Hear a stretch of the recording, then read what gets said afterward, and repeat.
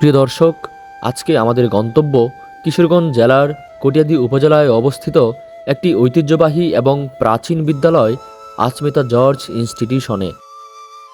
প্রায় ১১২ বছরের পুরনো এই বিদ্যালয়টি সম্পর্কে জানাবো সোল অফ বাংলাদেশের আজকের পর্বে। ইংল্যান্ডের রাজা পঞ্চম জর্জের নাম অনুসারে বিদ্যালয়টির নামকরণ করা হয় আচমেতা জর্জ ইনস্টিটিউশন। এটি কিশোরগঞ্জ জেলার কটিয়াদী উপজেলার আচমেতা গ্রামে অবস্থিত। ঢাকা কিশোরগঞ্জ মহাসড়কের পূর্ব পাশে একটি মনোরম পরিবেশে বিদ্যালয়টির অবস্থান। বিদ্যালয়টি কটিয়াদী উপজেলা সদর হতে উত্তর দিকে ৩ কিলোমিটার দূরত্বে অবস্থিত। কিশোরগঞ্জ জেলার একটি ঐতিহ্যবাহী বিদ্যালয় হিসেবেই পরিচিত আচমেতা জর্জ ইনস্টিটিউশন। ১৯১৬ সালে বিদ্যালয়টি শিক্ষা বোর্ড কর্তৃক স্বীকৃতি লাভ করে। প্রতিষ্ঠানটি প্রতিষ্ঠা লগ্ন থেকেই ঐতিহ্যের সাথে পরিচালিত হয়ে আসছে। বিদ্যালয়টি থেকে শিক্ষা লাভ করে অনেকেই কৃতিত্বের স্বাক্ষর রেখেছেন দেশ এবং দেশের বাইরে।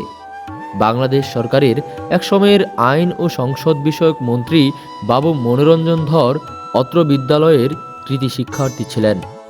স্বাধীন বাংলাদেশের প্রথম জাতীয় নির্বাচনে জয়ী হয়ে মন্ত্রীর দায়িত্ব পান বাবু মনোরঞ্জন ধর। এর আগে তিনি ১৯৭২ সালে জাপানে বাংলাদেশের রাষ্ট্রদূত নিযুক্ত হন।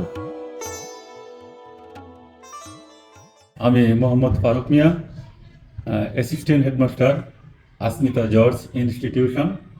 ইংরেজি বিষয়টি আমি পাঠদান করি।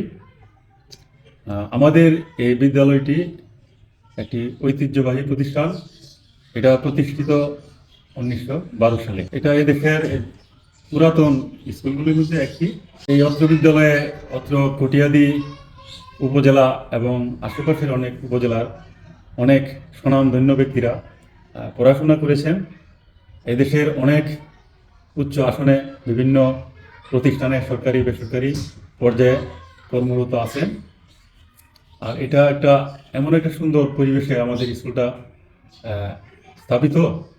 এখানে সুন্দর ফুলের বাগান, পুকুর এবং পূর্ব দিকে একটা মিনি স্টেডিয়াম, বিভিন্ন ধরনের খেলাধুলা এখানে অনুষ্ঠিত হয়। একসময় এই বিদ্যালয়টি পুরাতন হওয়ার কারণে এটার বিশেষ একটা ঐতিহ্য রয়েছে। আমি সহকারী প্রধান শিক্ষক হিসাবে আমি এখানে গর্বিত। বিদ্যালয়টিতে রয়েছে একটি চমৎকার সুশোভিত বাগান, যেখানে বিভিন্ন জাতের ফুলের চারা রয়েছে। এছাড়াও বিদ্যালয়টির রয়েছে একটি নিজস্ব স্টেডিয়াম, যা বিদ্যালয়টির সৌন্দর্যকে আরও বাড়িয়ে তুলেছে। ফুটবল, ক্রিকেট সহ কিশোরগঞ্জ জেলার বড় বড় টুর্নামেন্টগুলোর অধিকাংশই এই মাঠে অনুষ্ঠিত হয়।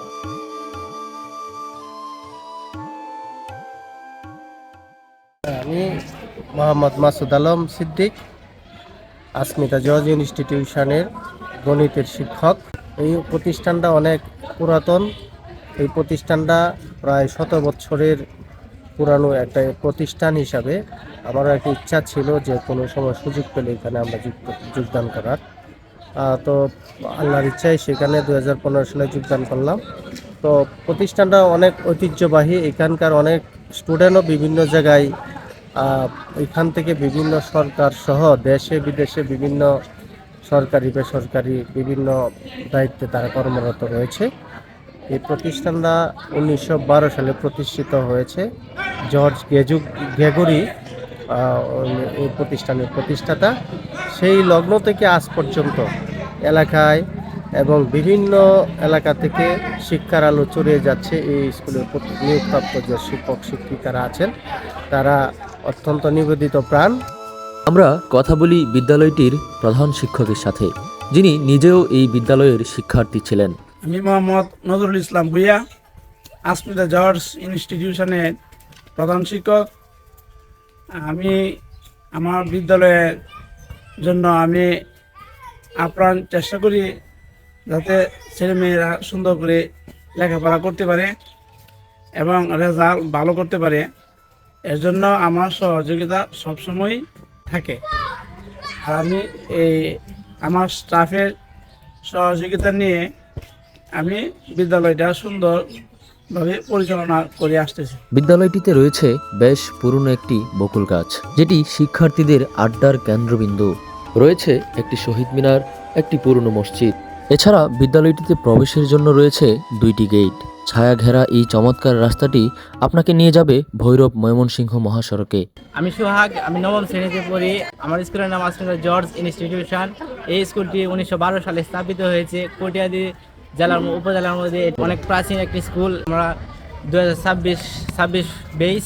আমি আমার স্কুলকে নিয়ে গর্ববোধ করি। বিদ্যালয়ের দেয়ালগুলোই ভালো করে তাকালেই চোখে পড়ে শিক্ষার্থীদের স্মৃতিচিহ্ন। এবার আমরা কথা বলি এই বিদ্যালয় থেকে 40 বছর আগে শিক্ষাজীবন শেষ করা এক শিক্ষার্থীর সাথে। কর্মজীবন শেষ করে যিনি নিজেও আজ অবসর, কিন্তু ভুলতে পারেননি আজও প্রিয় বিদ্যাপীঠকে। তাই তো মনে প্রাণে চান প্রিয় বিদ্যাপীঠ সরকারিকরণ হোক এবং তার বিদ্যালয়ের সুনাম ছড়িয়ে যাক সারা বাংলাদেশে। আমার নাম হোসেন আলী ভূঁইয়া। আমি 1982 সালের এসএসসি পরীক্ষার্থী। আমার স্কুলের নাম আসমিতা জর্জ ইনস্টিটিউশন, স্থাপিত 1912 সালে জানুয়ারি মাসে। অতি প্রাচীন বিদ্যালয় আমার। তখন আমার বিদ্যালয়ের প্রধান শিক্ষক ছিলেন জনাব মাহবুবুর রহমান এবং ইংরেজি শিক্ষক ছিলেন মরহুম মসরুদ্দিন মৌলভী সাহেব এবং গণিত শিক্ষক ছিলেন বাবু পঙ্কজ কুমার রায়। ওইখান থেকে আমি 1982 সালে এসএসসি পাশ করে 1984 সালে আমি শিক্ষকতার জীবনে প্রবেশ করি। তখন শাসন করতেন জনাব মাহবুবুর রহমান সাহেব, খুব কড়া শাসন করতেন। কিন্তু মসরুদ্দিন সাহেব আমাদের খুব কাছের শিক্ষক ছিলেন এবং উনি আমাদেরকে যা শিক্ষা দিয়েছেন তা আমরা জীবনে অবিস্মরণীয় হয়ে আছে। জানি না ওনার মতন শিক্ষক কি আর দুনিয়াতে সৃষ্টি হয়েছে কি না। ওনাকে বলা যেত যে ইংরেজির সৃষ্টিকর্তা। তাই ওনাদের স্মৃতি আমরা ভুলতে পারি না। আমি আমার স্কুলকে সরকারি হোক বা এখানে একটা কলেজ হোক, এটা আমি আশাবাদী। এবার আমরা যোগাযোগ করি এই বিদ্যালয়ের আরও একজন প্রাক্তন শিক্ষার্থীর সঙ্গে। 1981 বা 82 সালে আমি এই স্কুলে ক্লাস 6-এ ভর্তি হই।